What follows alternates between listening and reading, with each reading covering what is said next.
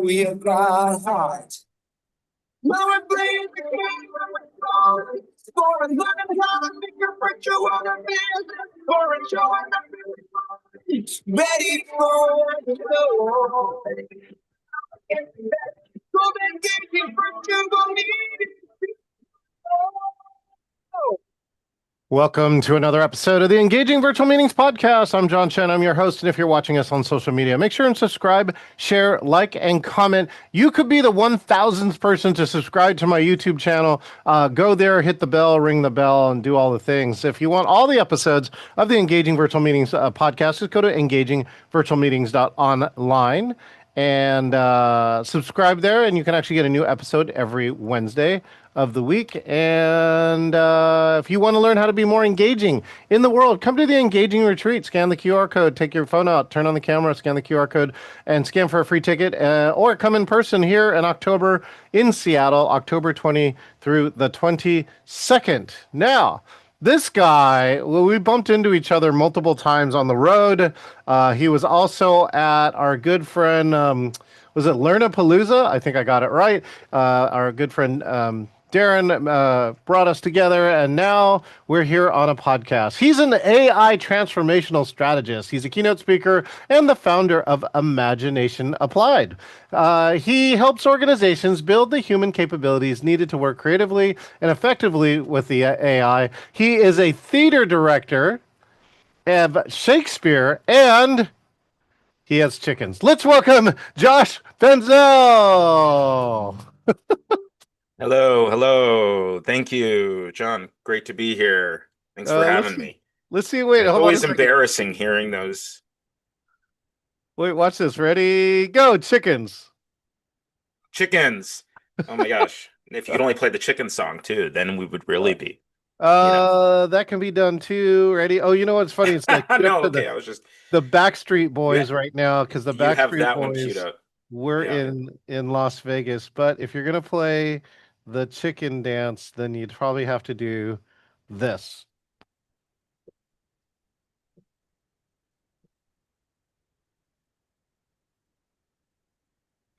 I can't hear it. I don't know if everyone else can, but as long as they can hear it. You can't hear that? Oh, wait. No. Oh, geez. Oh, thank you for that. I might have been playing music all day on mute. Who knows? All right, Josh. Good to see you. How you doing? I'm doing well. Thank you. It's great being here. We got a beautiful sunny day here in Seattle, right? Which is where we both live. Not smoky. Right? Not smoky right now. My chickens are very happy with the sun. And hopefully that means they'll pay a lot of rent today. Rent is eggs. Eggs is rent. There you go. I do love, right? They're so much better than the store. But all right. Well, for my friends who don't know you and your chickens, Josh, why don't you do us a favor? Take this moment to introduce yourself, who you are, and what you do in the world.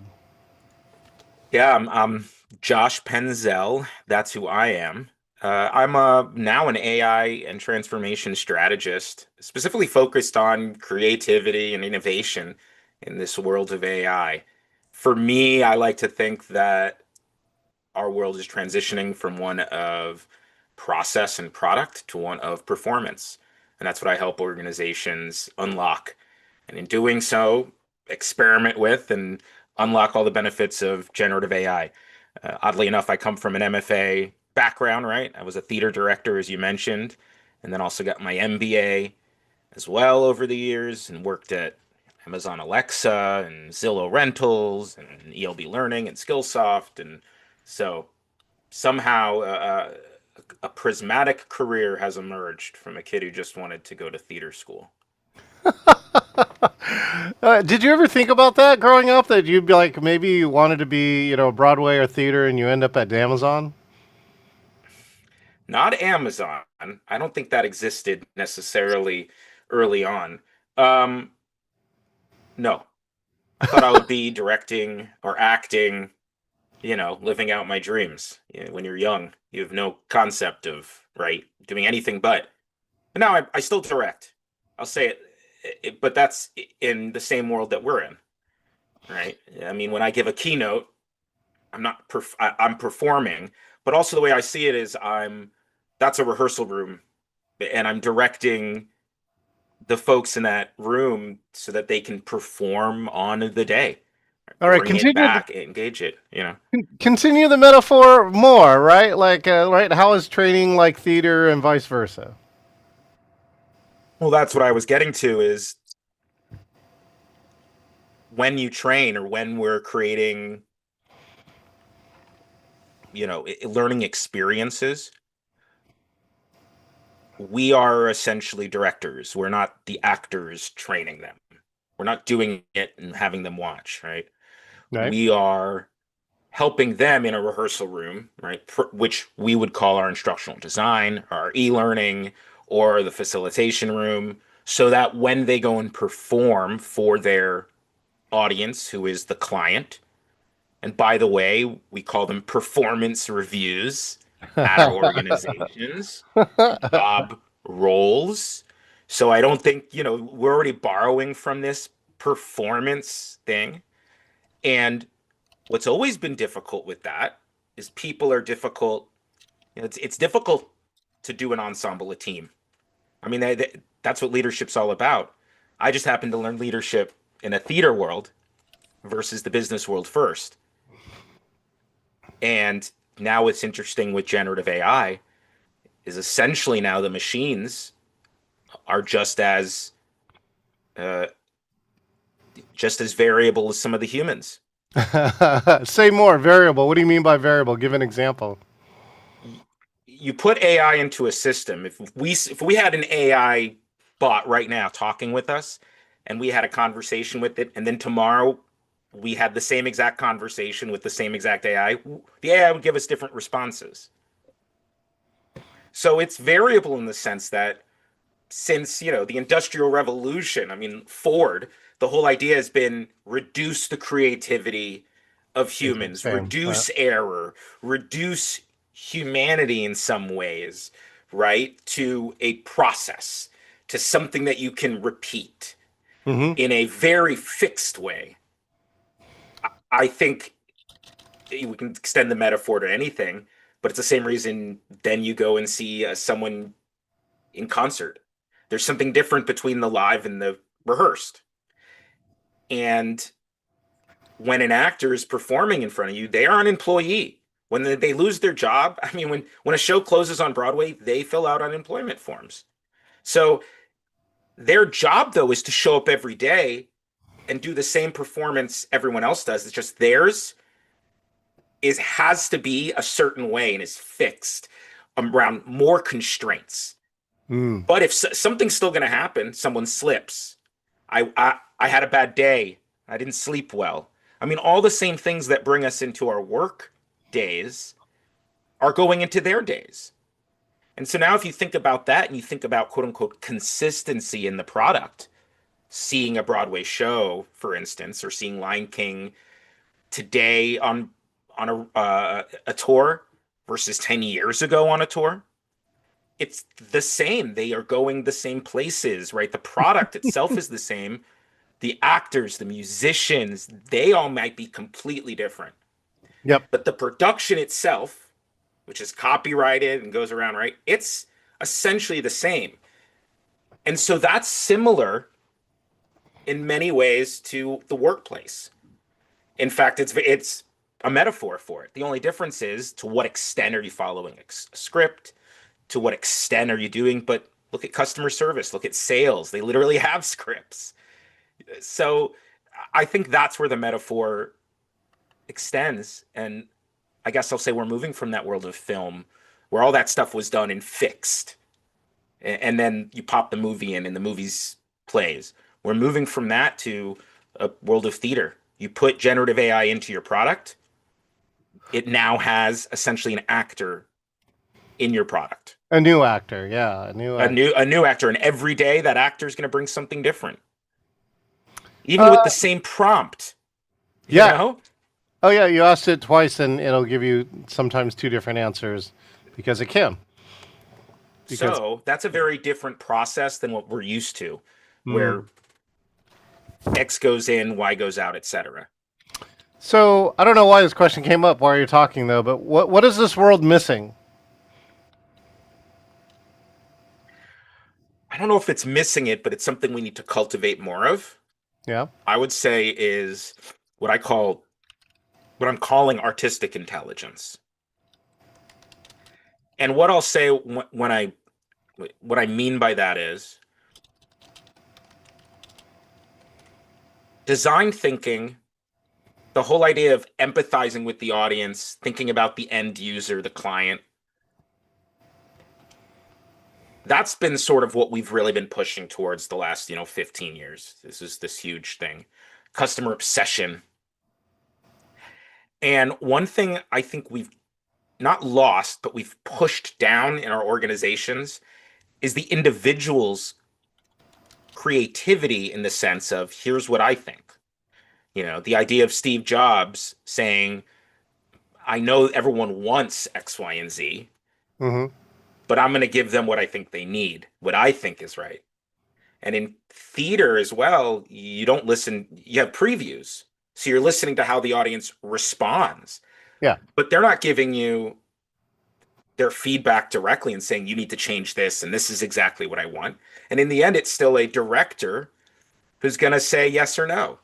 And so I think what we need to be doing is exercising our creative instincts more and cultivating that so then we can feel comfortable saying, no, this is what I think. This, I'm putting myself into this, right? And I'm going to make that decision with all these different generative AI tools that can bring me back a million ideas.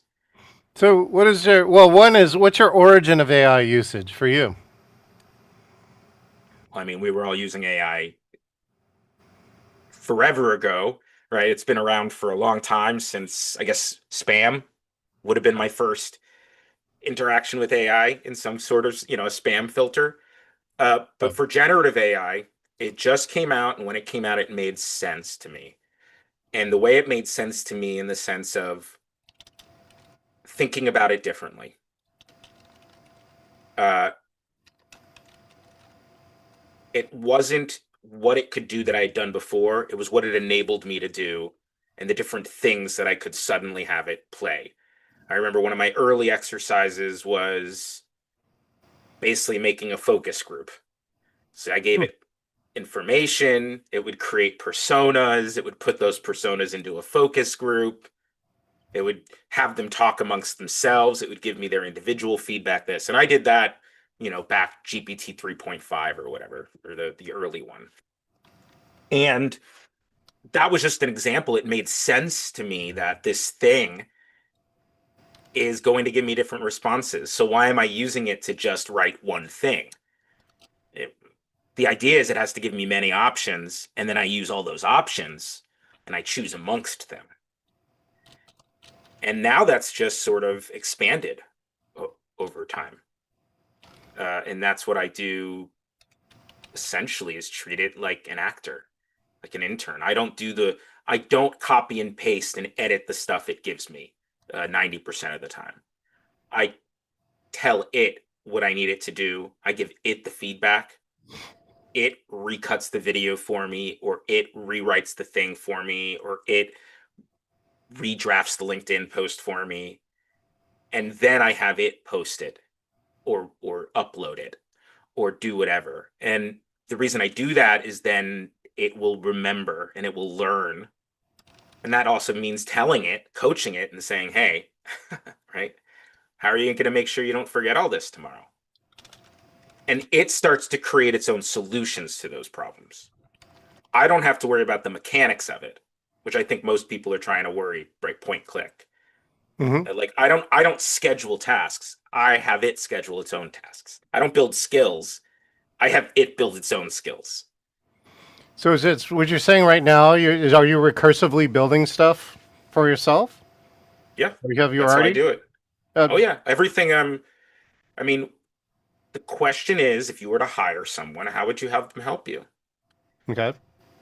So I'll give you a great example. I sometimes play with like, you know, I like to explore what is possible with it. Mm-hmm. And one thing that I've been intrigued by are all these passive income things people do. So I'm like, all right, how could I spin up something? I'm wondering how AI could spin up something quick. So one example would be great. Let me see if I can find public source books, public, find something that would be useful, rewrite and re-release those books, uh, and then sort of start a press, if you will. And so what I did was I had generative AI go out and find a resource, and one thing it found were sort of these old, game books. So like 60 games for kids, Okay. right? From 1903. And then it would go through that, and I had it sort of updated. So inspired by that, it took those exercises, and then we worked on formatting. And I worked with it on how to expand it and make it more interesting and where to put links, and maybe there are notes, right? Hmm. And after doing all that, it basically had a format. Like it had a way that we had accomplished it. So then I had it audit itself, go through, make sure the formatting was perfect. Then we worked on a cover and sort of a look and feel. And then I said, this is great. How do I get this into, upload it? So it takes over my browser. It goes to KDP for me, Kindle Digital Publishing, right? It uploads the thing. It makes the paperback version that's different. It sees that, oh, there's a quality issue. So it iterates, goes back, does it for me. And after you do one, now it writes essentially its own SOP, its own style guide, its own approach. And so then I can say, let's do it again. So we do another one. And then we do another one. And after doing that 3 times, now we have a process. So now I can say, hey, schedule that every week. Now, the thing now is, though, like, I want it to improve, right? It's a system. If I'm just publishing something, it might not buy, no one's buying it. So now I need to figure out, well, how are you going to look at the data, right? And tell me what's selling and what's not, and determine if you should do a promotion or if you need, 5 stars or, whatever, get reviews. And so then it starts to figure out, okay, I'm going to go to the website. I'm going to, right, click these things for you. I'll track that for you. Um, every day I can put on a dashboard how stuff is doing. And, then I go, cool, do it. And so then it goes, cool, there's no API for KDP. So I'm creating a script. It's going to run on your computer every morning, right? It'll go to Chrome. It's going to download all the stuff. That file then I'll upload, and I can do all the other stuff. And then every morning, right, it gives me a dashboard, says, here's what I'm doing. Here's what I recommend. Here are the things. Here's the next book we're working on. Uh, Tell me if you want me to proceed. And now I have a cycle going, and I'm still the human in the loop, so to speak, Yeah. but I'm more, but it's now running for me. It's doing its work. It's making decisions. I'm the final taskmaster, right? I was talking to someone recently who works for the famous glassmaker Chihuly, and I was asking him how he works with them, and he basically was saying he comes up with an idea or a concept or a something, and then he has this team of people, Yeah. right, go out and build it, which makes total sense. Yeah. And then it's his job to come in and say, oh, yeah, that was perfect. Or he'll go, this needs to be bigger. That needs to be greener. That needs to be whatever. And so it's that sort of work that I think now I work with the AI, and I've always thought about it that way. It's just now the technology continues to catch up with where I was to make it easier to implement. It's why I never taught prompting, right? Like I never saw the benefit of prompting. And now I don't need them. The AI will do its own prompting essentially, and then will continue to update its own prompting. So what's a day-to-day win that you got? So you programmed all these daily reports to come to you. Where's a tangible reward or win, right? It either found you Yeah. business or booked you a speaking contract or what? Uh, I'll give you a very clear one. Okay, I have a LinkedIn sequence. It goes through, it looks every day, 3 times a day. It looks at LinkedIn, it looks at the people, it looks at the DMs I'm getting. It also looks at my emails. It drafts those emails, drafts LinkedIn responses, recommends, right? Hits like. And one of those was, I think, an invitation for you from you, or perhaps not. Perhaps it just saw to be on your podcast. And every communication you've had with me so far, even the bio and the picture that I just sent to you, right? Worked through my LinkedIn, worked through my Claude ChatGPT system. Now, you might not be paying me to be here, but that's an example, right, of it following up. Yeah. And perhaps you didn't know till I said that all of that had been AI, even me talking to you on LinkedIn. Now, it goes to me and says, hey, here's the draft. Here's the stuff I recommend you say. You say approve, Here's how approve, you might want approve. to say it. Yeah. And then I say approve and it posts it. But you see how now that lets me multiply because it's hard to follow up on all of that. And then Hmm. I can say, great, you're doing a good job at posting a cadence of my stuff, checking in, responding to those comments. Now I want you to go look at people who are in my network and post on their comments. Now I want you to go look at second degree and post on those comments. And I have had people, again, it's not through the AI, but it's through LinkedIn. Now reach out and say, oh, can we set up a meeting? Yeah. That LinkedIn and the like you were like we've talked about, right? LinkedIn and the strategy is really what does that. Hmm. But my AI is the thing that has allowed me to do that and to do it at a rapid pace. Consistently too, right? If you do it yourself, you may or may not be consistent. You might get distracted and want to do Exactly. something else, right? Like you have to be very Exactly. disciplined to do it yourself. Right. So I don't go in and do it on LinkedIn. I every day it tells me here's, 3 times a day I get a notification. Here's who's responded. Here are new posts. Hmm. Here's who DM'd you. And then it says, and I've drafted these things. Here's the Or, responses. hmm. Here's the follow ups. And that's in a Now Claude project or something, or where is that? that is Claude's, that's scheduled through Claude and ChatGPT. I mean, it depends Okay. on what I'm using. Yeah. But here's the thing, I didn't schedule it. It scheduled Right. itself. Yeah, you wrote it once, right? This is kind of a set it and forget it type of thing. But I didn't even schedule it. I talked to AI and I said, all this stuff we're doing, can you do that every day? And it went, sure. Boop, boop, Oh. boop, boop, boop. Approve. And I hit approve and it schedules the task. Hmm. That's so then it learns that it can schedule tasks. And I learn, oh my gosh, it can schedule tasks, right? Because the more I work with it, the more I learn what it can do. Oh my gosh, it can go on a browser. If it can go on a browser, it could take over my e-learning thing. Oh my gosh, I could log in and it could upload the 50 new things I need to do while I'm doing something else. I have another one does call for proposals, right? So for speaking proposals, it goes out, it looks at them, takes my content, and it Okay. always goes to me Are you at zero inbox yet?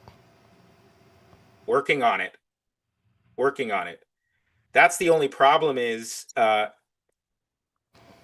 going so many paths that then you can get to it. But what I'll do is every time it gets overwhelming and I'm at a point where I need to hack it, I'll open up a new chat with Penny. That's the name of the essentially the project this all lives in. Uh, and I'll say, yo, I need you to go one by one and audit my emails. And by the way, I'm still learning how to work with it. It's a process. Mm-hmm. So, my hope is, and this happens every day, every week, I'm getting better at working with it. So, Yeah. like, for instance, email might be backing up. That's when then I need to focus on the email stuff because I'm doing really well on this. Hmm. And I can then coach it. I don't need to spend time now having it look at the books, for instance. It just does it. I'm not thinking about it. And at some point, if something hits, awesome. If it doesn't, now I have a model for doing something new. And frankly, I can take that model and give it to it and say, hey, you know what we were doing with the books and taking those public source books and redoing them? And can you find like puzzles and do it with that? Could you find old movies and do it with that? Can you find old pictures and do, and then you just start exploring, right? And that's how I make discoveries that I bring into my work.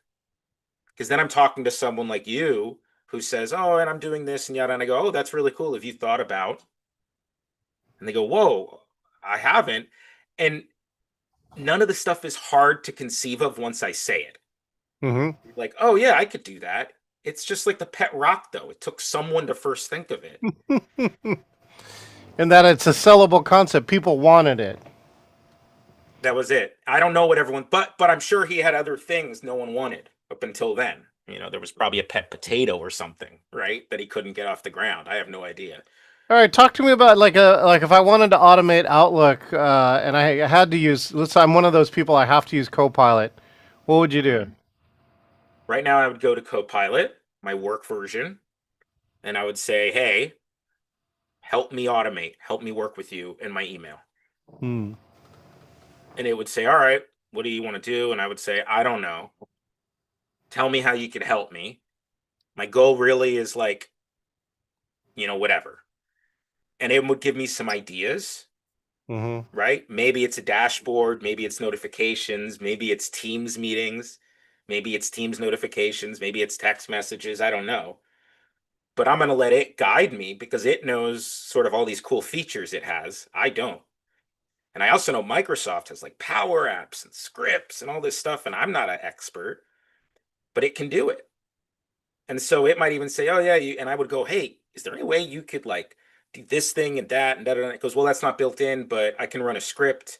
We can put it onto Power Apps. We could do this." And I go, "Cool, cool. Can you just do that for me?" And I think Cowork would do that. But if it won't, then you go, "Cool. Can you give me step-by-step instructions and make it copy and pastable?" And then I would push it. What am I not thinking of? What are other ways I could do this? Am I over engineering this in the first place? Because maybe the answer is not having to organize Outlook. It's like having to organize all this stuff. Like that's one thing I have is a dashboard. And so every morning I have this thing run. It gives me, you know, um, it, data on everything. So it has a section on my emails and responses and who I need to respond to. It has my day and prep stuff. It has here's your LinkedIn data, here's your website data, here's your KDP data. And it just collects it all and does it for me. Years ago, we could still do that. It just would have taken so much time and energy and know-how and Googling and and forums that we just never would have gotten around to it. Now that takes me in a day, I can set up a quote unquote business or, whatever. Not that it's going to make money, but the fact that he can even set it up in a day then makes you say, well, I wonder if I have that process. Could I apply that to my emails? Could I apply that to my podcasts and my transcripts that are coming out? Right. And so, like, could it take this automatically, have the API linked with the script or with whatever, cut it up for me, provide me these things? And then that's replacing time. But then the real question is to go, like, how could you make it better? What was I not thinking of in my template? Because I didn't even consider doing it. If you could look at all my data, can you optimize that for me? And again, that's just questions. Those are all questions. So you just keep asking questions. And at some point, it gives you answers that work, some it doesn't. But you challenge it, you ask it questions, and you expect it to earn its keep because you're So paying 20 or 100 or $200 for it. let's look into the future. 10 years from now, what does Josh Penzell want to be doing with AI?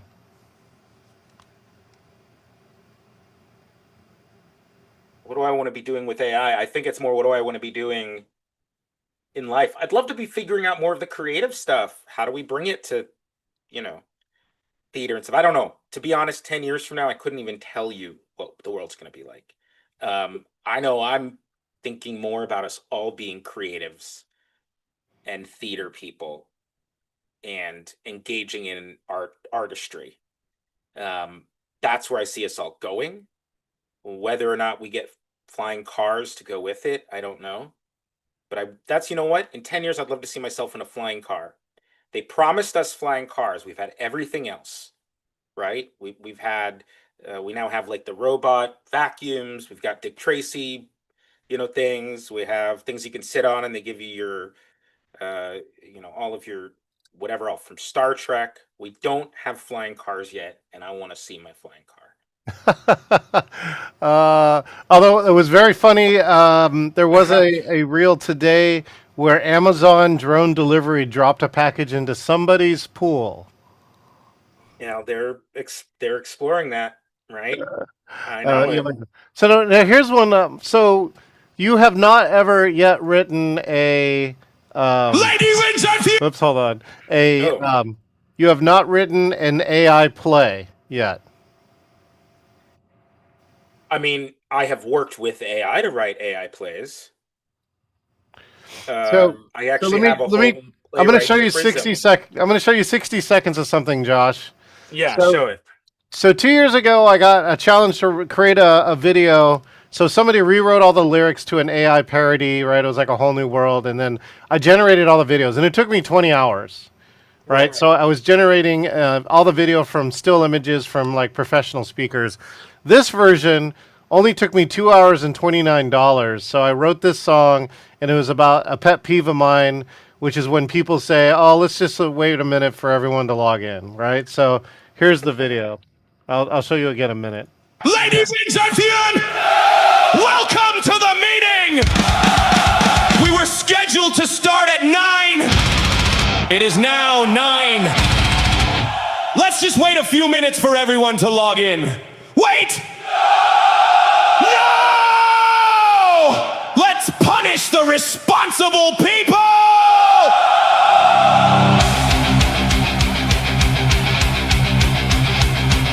You clicked the link, you showed up, you showed out. Camera on like a punctual machine. Coffee hot, brain unlocked, ready to rock the digital block. Then some host with a tragic grin says, let's wait for everyone to log in. Congratulations, punctual crew, this meeting just disrespected you. The early birds got worms shoved in their face. The late parade gets a velvet rope space. Your calendar screamed, your soul complied. Now you're held hostage on a boring PowerPoint slide. Tick-tock, shot clock, you are getting robbed. Violated, you're the criminal like tear gas, your eyes saw. The vibe just flatlined. Somebody call Nancy the nurse, this isn't a welcome. It's a punctuality curse. Got to do the chorus. Start on time or start a crime. Don't murder the meeting 1 minute at a time. Start on time or start a crime. This keynote is bleeding and it's not doing fine. There we go. So yeah, I what do you love think of it. that? It's great. I mean, now I would keep playing with it, make a whole series of them. That's actually what I'm on to, which is because they're scoring high on LinkedIn and YouTube, and like as a newsletter, and it's teaching a lesson that's way catchier than if I wrote you a blog post article or I gave you a video that I talked about it. So I generate all the lyrics in ChatGPT, then I rewrite them myself to make it mine, and then I shove all the lyrics into Suno. And then there's something called Sondo. Have you seen Sondo yet? No, tell me about it. Sondo says it takes a song from Suno, and so almost all those images that you saw were generated by Sondo, and then ones that I Oh, didn't interesting. like, I reprompted because I'd like, oh, this part's boring or this part doesn't Right, fit. So I reprompted, and I'm using ChatGPT to write the reprompts, right. and now it only take me 2 hours, and Sondo cost $29 to make that video. Here's my challenge to you is now you just talked out the whole Oh, the process. strategy, yeah. Oh, then now get something to do Okay, now. I would just at the end of this, take the transcript. How much do you pay for ChatGPT? You have the $20 version, the Yeah, $100 $20. version? $20. Yeah. Okay. At some point you'll upgrade to the 100. I guarantee it. But what you'll do is you take this whole transcript and you go to the co-work or the work version and you say, hey, that whole video thing I mentioned, can you help me set those up and do them? Right? And Wow. and then let it create a process. It probably has APIs into a bunch of those Yeah. tools anyway. I know that I've done that. So now mine will go to Lovable and prompt it for me, go to Replit and Right. prompt it for me, go to the Right. script and prompt it for me. Yeah. And I would do that. And then the next part is hook it up into, you have SharePoint, you've hooked it up into, you have data. You have Yeah. years of data. I mean, heck, you have videos of Yeah. you Yeah. talking about stuff and sharing stuff, and you have a book. Yeah. So tell it to source that for different lessons. And every day it comes to you and it says, hey, here's a new lesson, or here's 3 new lessons. Which ones do you want me to work on? You choose those. The next day they're ready for you, or even in 20 minutes they're Mm. ready for you. Mm. Or even better yet, once you're okay with it and it's making good decisions, you say, great, skip all this stuff and just every time give me 3 options and have them done. And that's how you start running out of tokens. But my thing is, if you're not running out of your tokens every week, You're you're you're you're you're leaving stuff on the table, right? you're leaving stuff on the table. And the worst thing is you run out of tokens and then you need to finish something. And I get it. That stinks. You can usually upgrade though, and And then buy more. downgrade, Right. right? Yeah. And it's But the other cheaper thing than is, hiring somebody. right. And Mm. once you do it and you upgrade and you Mm. figure that out and you set up, right? Because you're spending all the tokens at the top. Mm-hmm. Once the more it does it and the more you give feedback and the more you tell it to remember, the more streamed it gets and it'll start using less of your tokens. Oh. Now, what's going to happen is, Mm-hmm. right, because you're not talking to it as much, Uh-huh. it's streamlined. It gets it. It's like you with your intern, you're spending less time having to coach them. They get it. You have to go through that pain, though, of teaching it and pushing it. And, I'll let it edit videos for me, John. I'll let Yeah. ChatGPT just do it Yeah. because it Well, can look at the transcript. It can make cuts. It'll come back to me and I go, the narrative's not good. You really didn't capture this. I have like 100 terabytes of storage too, and so if I could actually AI my own personal storage, like that's more data than most people have. So why not say to it, Yeah. I have 100. I mean, I have a similar thing. I have like 17,000 pieces of scanned PDFs, Yeah. right? From all the paper that's come into my house for the last 10 years. Everything's been scanned. I had a service shoeboxed, right? Yeah. Receipts, cards, credit card things, ads, like all sorts of stuff. And now it connects to it. So it again, everything you have is data. And even the overwhelming thought of what do I do with this data is not a thought that you have to deal with because you can hire someone to go in and look at it and say, what do I do with this data? Or Yeah. organize it for me. Right. Or take a look at this. And it's going to make mistakes. And that's where you go, hey, I think there is this thing out there. As I recall, I did that. Look for that. Mm. And it's going to make mistakes just like an intern will because it's not you. But the more you do that, and then you go, how are you going to remember that tomorrow? And it goes, yeah, I'm going to add that folder to my thing, and I'm going to make a file that has these things, right? And that's how you start replacing other subscriptions. So when did you make this transition from prompt engineering to agent, or do you remember when you did this? Like, did that actually happen?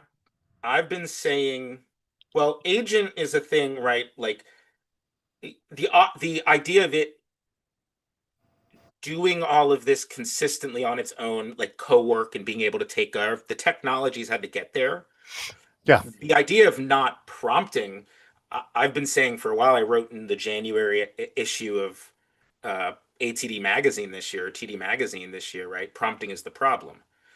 And the reason for that is no matter when you used AI, you could work with it and then say to it, write me the prompt, right? So why would I spend the time? It's flipped. Why would I spend the time writing the job rec when I know no matter how well I write the job rec, that's not the job I'm hiring for. Hmm. You know what I mean? Yeah. Why do I spend so much time writing a training guide or an SOP when I know no matter what, it's not perfect and this person is going to figure out stuff anyway?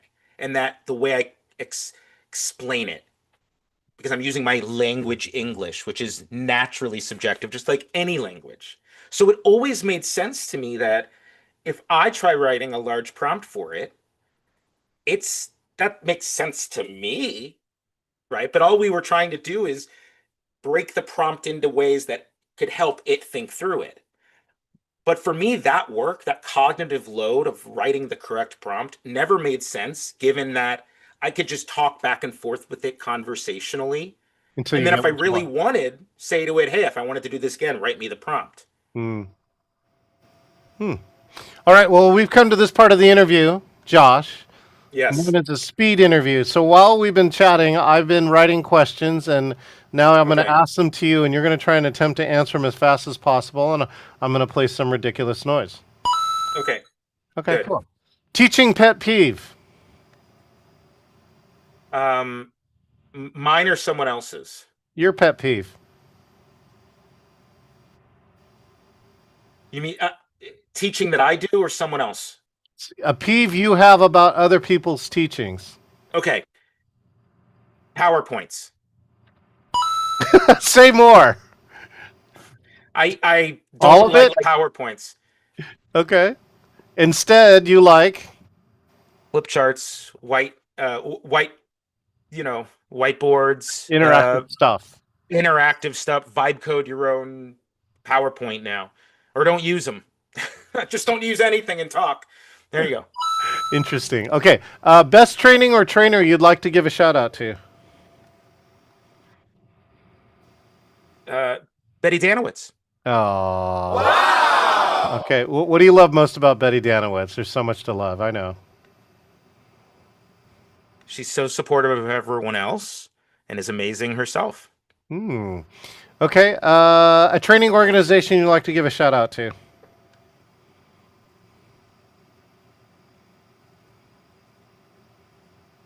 Pro Mobile AI, which is Chuck Sigman's initiative. Oh, what is Chuck doing now, for crying out loud? Pro Mobile AI. Okay, cool. What is your favorite play?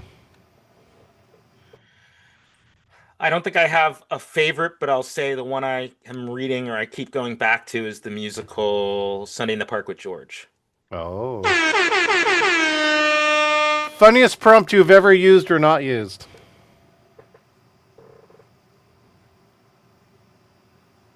Write me a musical write me the musical for Under Siege 3. The game? No, the movie, Steven Oh, Seagal movie. right. Under Siege 3, sorry. Came up with a brilliant musical, by the way. The musical was that this girl came upon an old movie with Steven Seagal in it on a VHS tape and became obsessed with him. And the first act was essentially her trying to find him to mentor her. And in the second act, he started mentoring her, and then bad guys came out and they beat him up. Side note, Josh, I'm in a mastermind, and one of the guys in the mastermind is the person who does produce on Broadway, and he has the rights to the National Lampoon Vacation Broadway play. Ooh, that's gonna be a fun one. I cannot wait. Yeah. Okay, last question. If you could get people to remember one thing from this interview, magically remember one thing from this interview, what would it be? It's not can AI build what you imagine. It's can you imagine big enough for AI. Oh, that's a good one. You should. If you haven't used that one, use that one. I hope, Josh, that in 30 days, I'm going to tell you I automated something. I don't hope it because I know it, and I'm guessing it's going to happen in 7 days, if not 7 hours. Well, my birthday, like I said, is Saturday. So, well, Josh, thanks again. As always, you're expanding minds. I know you're on the circuit, which is great. Training Magazine and all the other places, as well as yeah, you actually keynoted with me at the United States Distance Learning Association with our good friend Valerie with a Y. And so, Correct. yeah, this is actually the side comment. So, what will AI do with our relationships, and what should it not do? That's our closing question. Should enhance our relationships, not Yes. replace them. Yes. But that requires us to work harder. Oh. I'll save that for another episode. Josh, thanks again for a Perfect. little bit of your time today. I Thanks a lot, John. appreciate you. You got it. All right.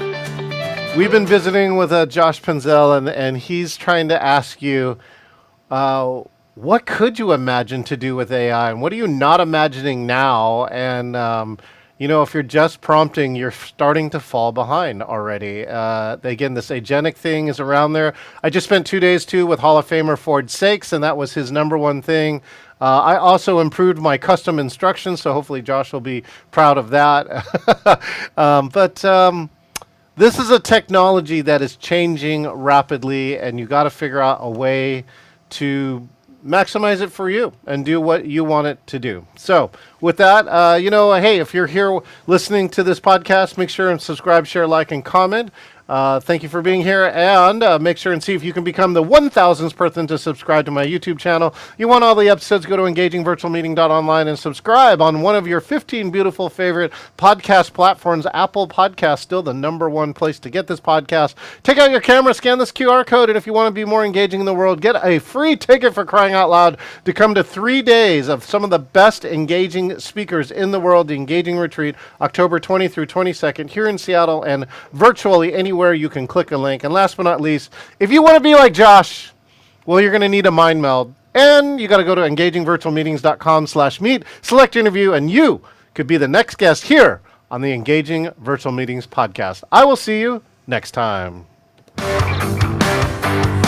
we start people and keep old people? Show you got heart.